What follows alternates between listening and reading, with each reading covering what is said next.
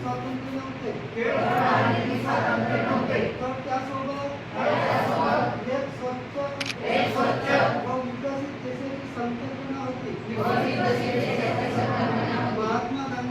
महात्मा गांधींनी गुलामीतून भारत मातेला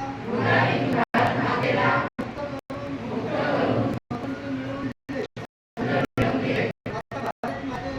आता भारत मातेला अस्वच्छतेतून मुक्ती देऊन देशाची सेवा करणे आपले आद्य कर्तव्य आहे. मी शपथ घेतो की मी स्वतः स्वच्छतेच्या बाबतीत जागृत राहील.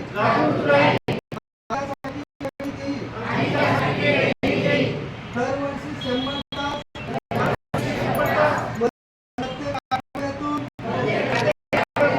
2 तास